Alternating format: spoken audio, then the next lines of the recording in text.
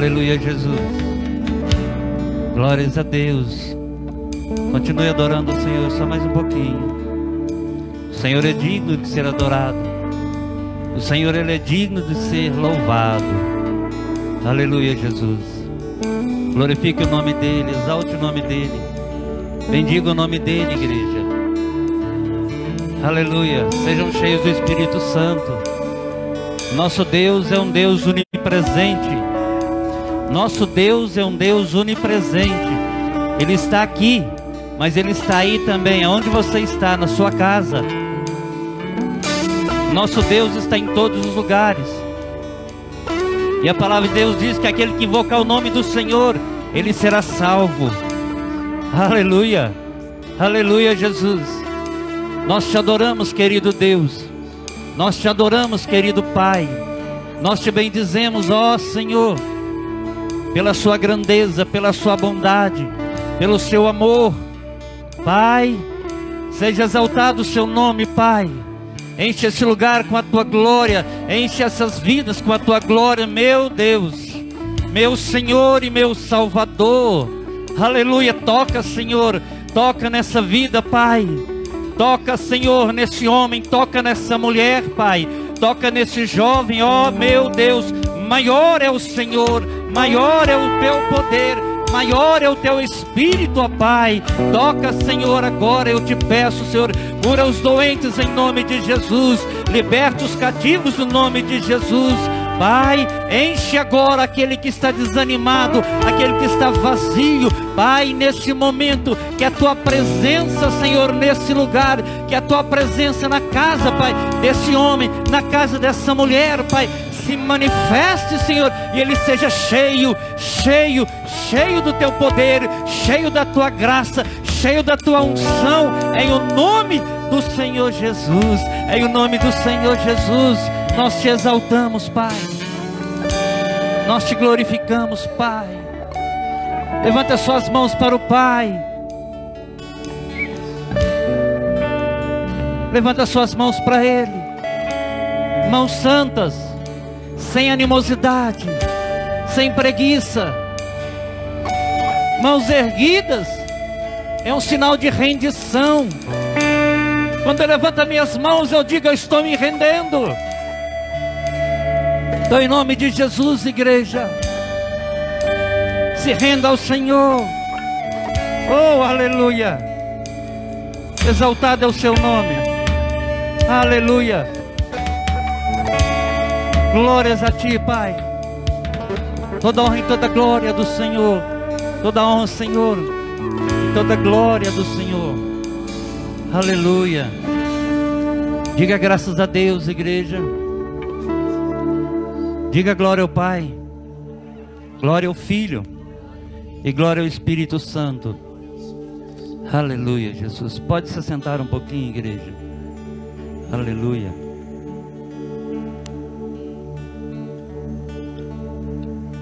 Glórias a Deus. Nosso Deus é bom. Quem concorda que o nosso Deus é bom? Amém? Quem concorda que o favor de Deus para nós é Cristo? Diga graças a Deus. Amém? E eu quero meditar com vocês um pouquinho a respeito do nosso verdadeiro Isaac. Semana passada eu ministrei sobre Abraão, o amor de Abraão, uma história que se funde com a história de Deus, a de Abraão. E hoje eu quero falar sobre a história, um pouquinho da história de Isaac, mas eu quero que você entenda que o foco não é o Isaac carnal, é o Isaac espiritual, é o Isaac Jesus. Ele é o nosso verdadeiro Isaac, Jesus. Amém? Então eu quero hoje que nós possamos meditar um pouquinho nesta palavra, e que você possa sair daqui, você possa receber nessa noite essas instruções, e que nós possamos crescer na graça e no conhecimento. Amém? Que essa noite possa ser uma noite perfeita para nós. Não por causa do homem, mas por causa de Cristo. Amém? Diz a Bíblia que em Cristo nós somos perfeitos. Quem concorda, diga amém. Tudo é em Cristo. Abra sua Bíblia em Hebreus. Eu quero ler com você Hebreus capítulo 11, no versículo 17. Eu vou dar uma pincelada aqui no Isaac de Abraão. Amém? Mas o foco é o Isaac espiritual. O foco é o Isaac Jesus. Ele é o verdadeiro Isaac. Amém? Mas você vai perceber que no Velho Testamento ele está cheio da simbologia de Jesus. Desde o início da Bíblia até o final da Bíblia, o começo da Bíblia é Jesus Cristo, o meio da Bíblia é Cristo e o final é Cristo também. Todo o Evangelho envolve e em volta e através de Jesus Cristo. Ele é o centro da nossa vida. Desde o princípio, tudo que foi feito, se fez através dele. E tudo que fez sem ele não poderia ser feito. Amém, igreja? Então preste atenção, o nosso foco é Cristo. Ele é o nosso foco. Ele é o autor e o consumador da fé. Diz a Bíblia que nós temos que se focar nele, para que a nossa carreira desenvolva. Olha o que a Bíblia diz. Pela fé, Abraão, sendo provado, ofereceu Isaque. Sim, em oferecendo o seu unigênito, aquele que recebera as promessas. Diga assim, em Isaque, as promessas de Abraão iria acontecer.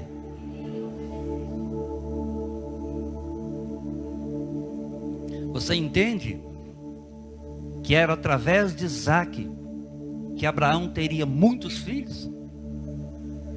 Você entende que era através de Isaque, Abraão teve Isaque, Isaque teve Jacó, Jacó teve as 12 tribos, e daí formou uma nação que se intitulou povo de Deus.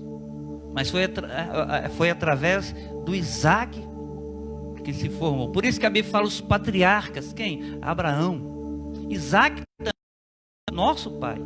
Jacó também é tido como nosso pai. É por isso que chamamos patriarcas, porque foi eles que formaram um povo para Deus. De dentre toda a terra, de todos os povos, o povo, a descendência de Abraão, ela veio através de Isaque. E olha que Deus então fala assim: me dá o seu Isaque, sacrifica o seu Isaque para mim. Mas a história não é sobre Abraão, é sobre Isaque. Amém? Foca no Isaque aqui. Versículo 18 fala assim, ó: e a quem se havia dito, olha aí para você ver, em Isaque será chamada a tua descendência. Em Isaque será chamada a tua descendência. Será que você consegue ver um paralelo entre o Isaque carnal e o Isaque espiritual?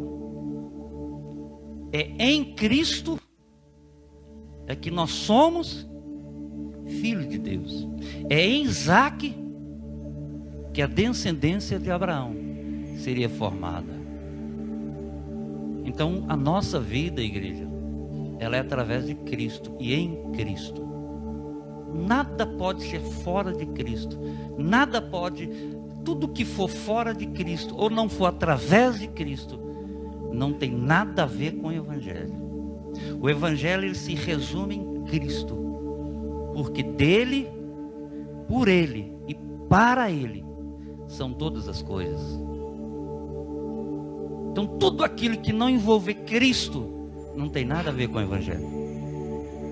Tudo aquilo que você for fazer que não vem em Cristo e através de Cristo é perda de tempo. É algo nulo. Olha para você ver Gênesis 22, 6. Vai marcando aí, depois para eu não ter que ficar esperando você achar. Amém? Senão nós vamos sair daqui só meia-noite. Ah, tudo bem, porque a Bíblia falou que a palavra de dúvida já está... Amém, ô Samuca? Samuel ficou meio assim, não sei, né? Aí que meia-noite é muito tempo, né? Mas olha o que diz Gênesis 22. Tomou, pois, Abraão a lenha do holocausto e a pôs sobre Isaque, seu filho. Tem alguma semelhança entre o Isaque carnal e espiritual? Abraão, então, pega a lenha do holocausto e a pôs sobre Isaque. Em quem foi colocado toda a maldição? Em quem foi colocado todo o pecado? Em quem foi colocado um madeiro para que ele carregasse em nosso lugar? Diga Jesus. Amém? Então olha como que Cristo está simbolizado no Velho Testamento aqui por Isaque. Pela nuvem, pela coluna de fogo, pela pedra onde a água saiu, pelo maná, pelo pão. Então havia vários e vários simbolismos da pessoa de Jesus, tudo indicando que nós teríamos alguém real na nossa vida, não apenas simbolismos, não apenas um cordeiro, mas o verdadeiro, que é Cristo. Então Abraão pega a lenha e coloca exatamente naquele que era para ser sacrificado, Isaque. E o que Isaque fala? Esperneia, reclama, diz: qual é, pai? Porque é isso que eu quero que você entenda. Nós devemos crer naquilo que está registrado na palavra de Deus. Eu poderia aqui fazer toda uma história, né? Querer dizer que Isaque, pai, mas que é isso? Tem que ser eu, além de eu estar sendo levado para sacrifício. Não, queridos. Aqui está representando a obediência de Isaque e a confiança de Isaque no pai dele. E quando Cristo está indo para a cruz, a Bíblia diz que ele foi em obediência ao Pai. Ele carregou nossos pecados, ele carregou a cruz em obediência, em confiança ao Pai. É por isso que Paulo fala que nós devemos levar a nossa obediência à obediência de Cristo. O que mudou a nossa história não foi a nossa obediência, o que mudou a nossa história foi a obediência de Cristo. Quando Cristo obedece, ele muda a história da humanidade. Dali começa então uma nova história. A velha história fica para trás, só como exemplo e simbolismo, mas a verdadeira história da humanidade começa após a obediência de Cristo, após a morte de Cristo na cruz. A partir dali há um divisor de águas. Até ali a humanidade era morta, dali para frente a humanidade é revivida em Cristo. Amém? Dali para frente o homem que era morto passa agora a ter vida. Mas pastor, o homem para ter vida ele não tem que receber Cristo. Não, que ele tem que crer que recebeu vida em Cristo. Eu tenho que crer que a cruz foi um divisor de águas e depois dela todo homem recebeu vida. Agora basta o homem crer nessa verdade e receber o sacrifício de Cristo em seu favor. Você entende isso? A obra já foi feita. Ele não vai salvar a humanidade, ele já salvou a humanidade.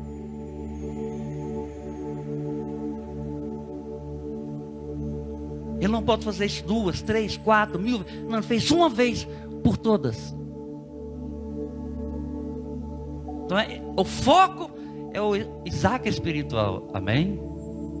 A nossa alegria, a nossa satisfação é o Isaque espiritual. Assim como Deus se satisfez, igreja, em Cristo. Sabe por que Deus ama você? Porque Deus abençoa você. Porque ele olha Cristo e fica satisfeito. Fala assim: eu vou abençoar. Ele olha Cristo, ele fica satisfeito. Ele diz assim: eu vou abençoar. Ele olha Cristo e fica satisfeito. Fala assim: eu vou salvar. Porque Cristo satisfez o Pai através da sua obediência e através do seu sacrifício. Seu filho tomou também na mão, e pôs sobre Isaque, seu filho. Tomou também na mão o fogo e o cutelo, e foram caminhando, diga, juntos. Diga, o pai sempre está junto com o filho. Você crê nisso? Sim ou não? Diga, eu sou filho. Diga, e o pai nunca, jamais me deixa. Está sempre junto de nós. Ele nunca nos abandona. Nada faz Deus abandonar você. Nada nessa terra, nada no céu pode separar você de Deus. Nada. Qualquer coisa que separar você de Deus significa que é maior do que Deus. E nada é maior do que Ele. Então nada pode te separar de Deus. Amém? Glória a Deus. Havendo ele chegado ao lugar que Deus lhe dissera, edificou Abraão ali o altar e pôs a lenha em ordem. O amarrou a Isaque, seu filho, e o deitou sobre o altar, em cima da lenha. Isaque tinha apenas 8 anos. Por volta de 8 anos tinha Isaque. E a Bíblia relata que Abraão amarra Isaque e pega Isaque e coloca em cima da lenha. O que me espanta aqui é a confiança de Isaque no seu pai. Está amarrando, pai. E aí, pai? Estou vendo a lenha, estou vendo o cutelo, estou vendo o fogo. Cadê o cordeiro para o sacrifício? O pai olha para ele e fala assim: Deus proverá. Pai, cadê o cordeiro? Filho, Deus proverá para si. Ah, é? Então, amém. Então seja feita a tua vontade. Pai, se for possível, passa de mim esse cálice, mas todavia seja feita a tua vontade. Sabe, igreja, o que eu entendo muitas vezes porque nós não estamos melhor em toda a nossa vida, porque muitas vezes nós não confiamos no Pai em tudo. Talvez confiamos em algumas coisas para Ele resolver para nós, mas deixamos de entregar toda a nossa vida nas mãos dele. Então é assim, o Isaque carnal. Deus proverá, então Deus proverá, amém. Estou tranquilo, pai. Não, pai, faça a tua vontade.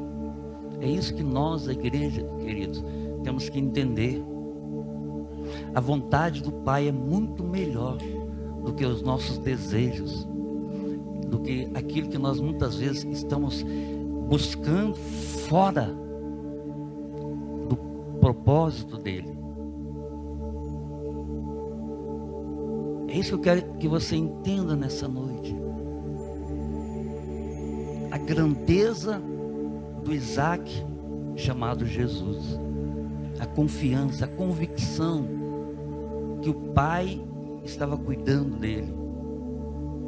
E isso, queridos, isso quer dizer em cada área das nossas vidas, em cada projeto seu, confiar no Senhor, cumprir, obedecer a tua palavra, não por medo, não por ganância, mas obedecer a palavra por amor ao Pai. Jesus veio morrer por você e por mim, por amor ao Pai. Você sabia disso? Ele se entregou à cruz por amor ao Pai. Foi por isso que ele se entregou na cruz.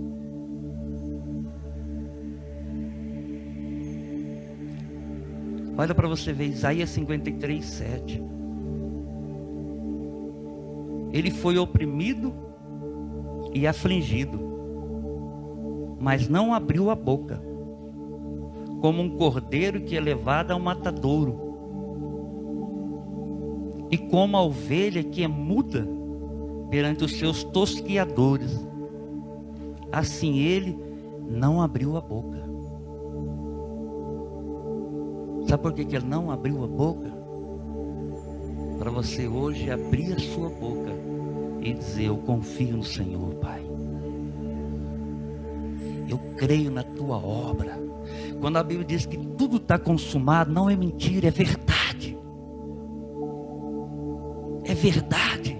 A Bíblia só funciona para quem crer. A Bíblia não funciona se você não crer. O Evangelho ele se manifesta através do crer, através da fé que ele se manifesta. Não é através de uma tentativa para ver se vai dar certo ou não. Mas o Evangelho ele é alcançado através do crer. Ah, para mim não dá certo. Você está vivendo o que a Bíblia diz? Mas eu não consigo. Mas você está crendo no que a Bíblia diz?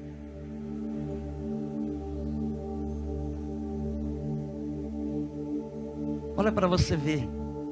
Quero ler em 1 Pedro 2,23. Diz assim, ó: sendo injuriado, diga assim, não injuriava. Você entendeu isso aí?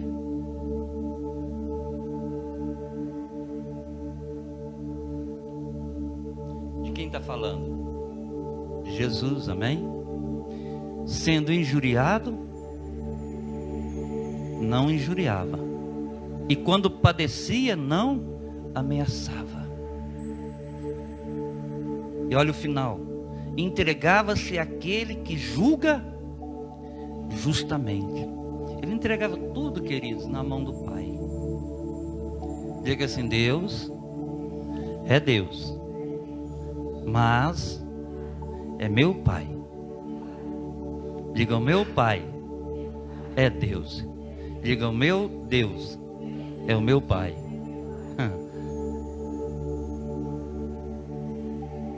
Olha o que o nosso Isaac fazia. Se ele fosse injuriado, ele não saía discutindo, ele não saía retribuindo, ele não saía. Se ele fosse maltratado, ele não revidava. Ele entregava a quem? Ao Pai. Ele confiava no Pai, queridos. Assim como Isaac se colocou nas mãos de Abraão, Cristo se colocou nas mãos do Pai.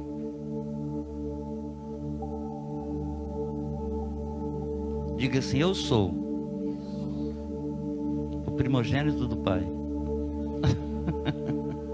Mas não é Jesus? Sim, é que você e ele é um só. Deus não tem segundo gênio, terceiro gênio, quarto. Deus só tem primogênitos. Jesus só é o primeiro.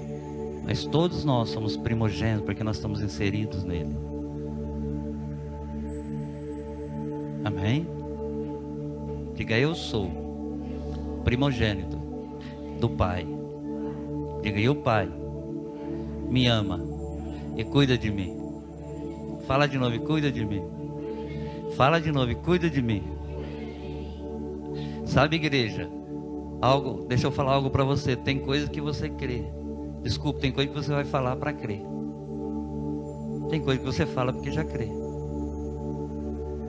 Tem coisas que você vai falar para crer. Agora tem coisa que você fala porque crê.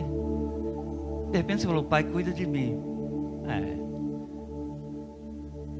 Mas aquilo e aquilo outro.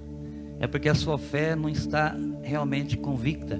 Você pensa que Deus cuida de você por causa de circunstância ou não circunstância. Deus não cuida de você por causa dessa ou daquela. Deus cuida de você porque Ele ama você. E nada pode mudar isso na sua vida. Nada pode mudar isso.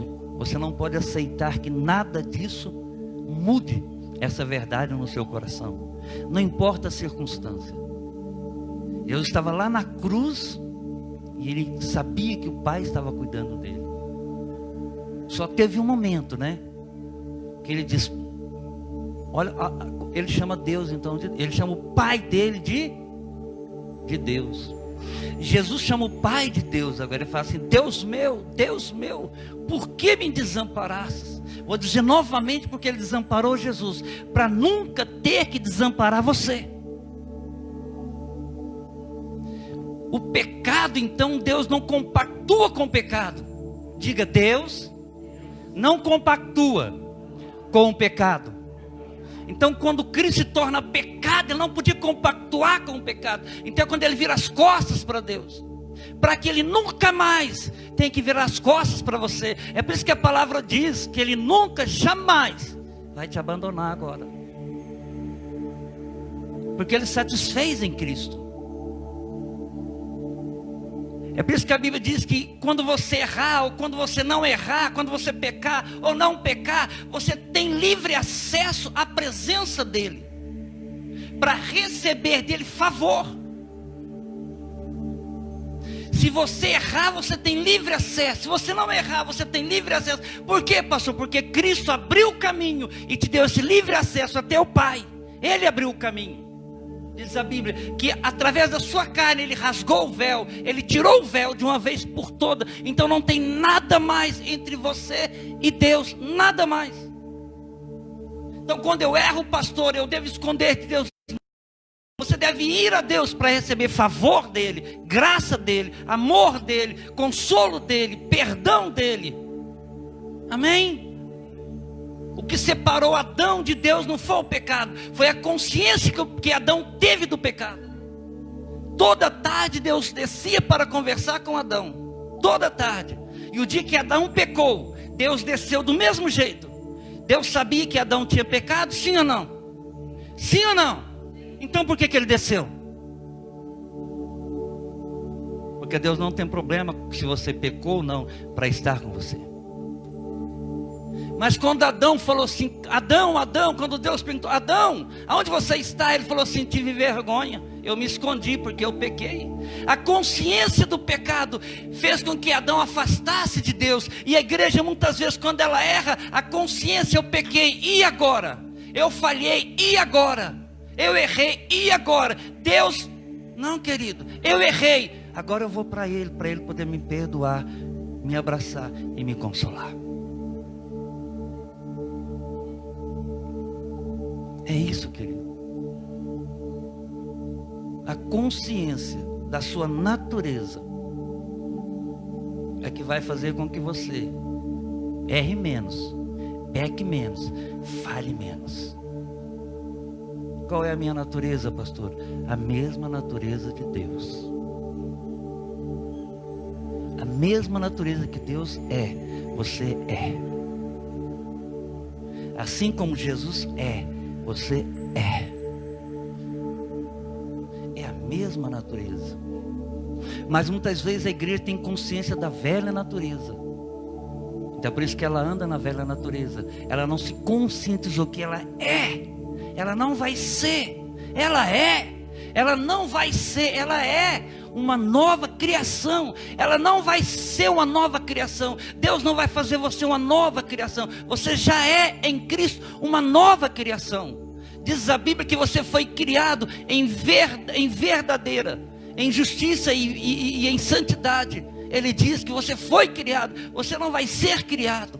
Você já foi. Diga, eu fui criado em verdadeira santidade e justiça. Olha para você ver, você foi, você não vai ser. Diga, eu sou santo, eu sou justo, porque Cristo me tornou justo.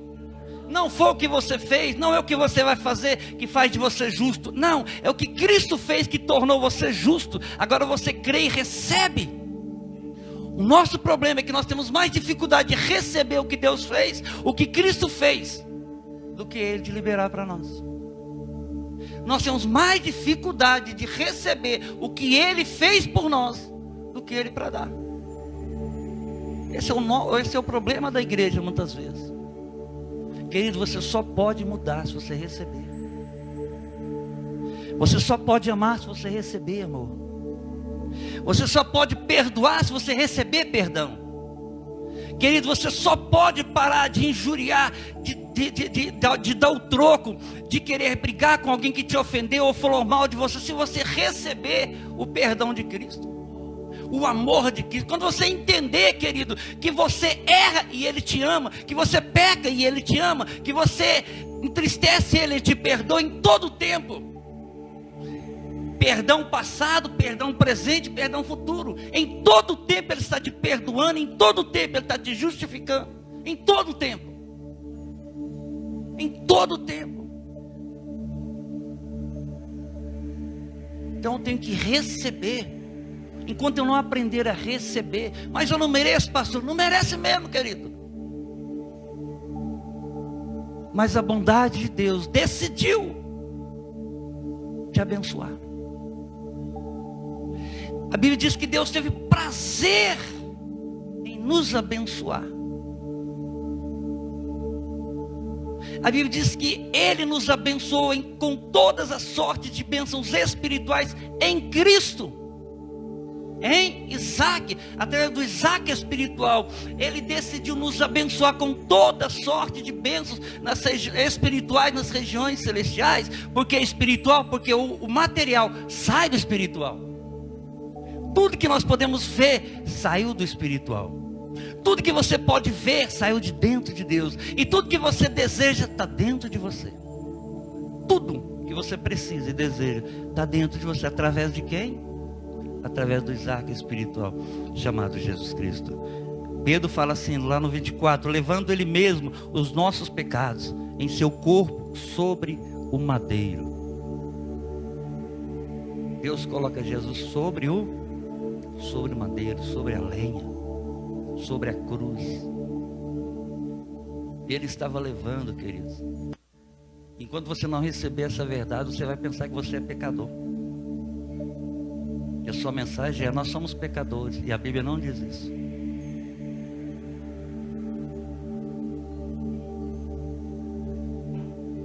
Você pode pecar, mas você não é pecador. Você era pecador antes da cruz, mas depois da cruz você é justo. É por isso que o Evangelho você recebe ele pela fé, crendo no que Cristo fez. Amém? É por isso que tudo tem que ser pela fé, crendo. E você então, a fé certa, a crença certa te leva para um andar certo. A crença errada te mantém num andar sempre errado, uma atitude sempre errada. Deus quer criar uma consciência em nós do que Ele fez em nós. Ele quer que nós tenhamos essa consciência. E essa consciência vai nos levar a comportamento conforme aquilo que nós somos. E diz a Bíblia que nós somos uma nova criação. Uma nova criação. Aquilo que você é consciente, você faz funcionar. Aquilo que você não é consciente, não tem como fazer funcionar.